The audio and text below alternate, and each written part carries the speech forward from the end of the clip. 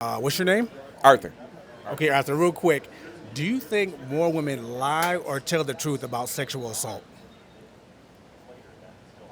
I think they lie, but for good reasons. What reason are those? Well, I mean, when we think of the true essence of what a lie is, we have to understand most people don't believe women when they say they were sexually assaulted. So I think we have to really step out of our real true boundaries and understand if you wanted to tell somebody something truthfully and you know perfectly well most people aren't going to believe you. Oh, I'm answering it the wrong way. I'm saying, I'm sorry, I don't think they lie about sexual assault. So you don't think they lie? I'm sorry, you're right. I don't Okay, think so they lie. what percentage do you think, like out of 100%, what percentage do you think is actually telling the truth? Out of 100%, I'll probably say, I'm going to say 90, and I think the 10% is still based on age. On age, okay. So you think the younger they are? Well, understand each generation has a different understanding and a different reason why they do what they do. So older women, and I'll say women 45 and above, aren't gonna lie about sexual assault. The 10% you say that are lying. What do you think the punishment should be if they are found out to be lying? Well, they need to understand there's a huge punishment for lying. So the punishment for a younger person that lies about sexual assault shouldn't be any different than anybody who lies about anything, especially if you're on a jury or human resources question or whatever the situation may be. There's a punishment for all of our actions. In society, women typically don't get punished for it. Well, in society, there's a lot of things we don't get punished for. No, you're right. You're right. Like Brian Banks, that football player.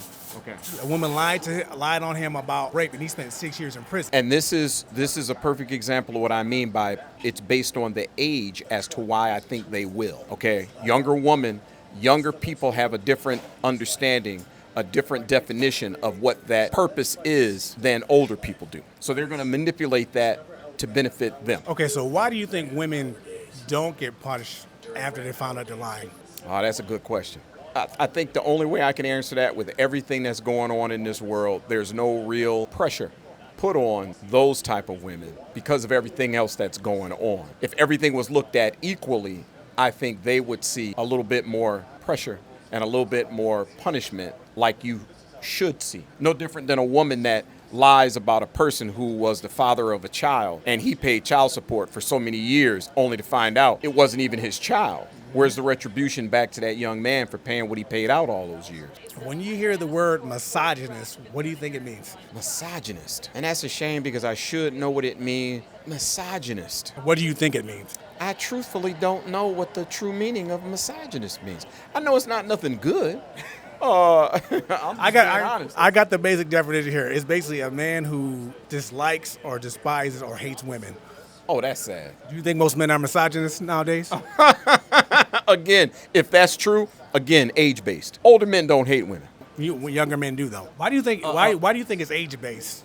Because younger people have a different understanding of what already established definitions are. They want to change it to make it manipulate it to make it work for them. So I'll give you a good example. They had mental health issues when I was younger. Because I come from a generation where our parents made you work through it, fight through it, understand it, and adjust to it, we didn't get bent out of shape. We weren't going to a psychologist to get medication for anxiety, all right?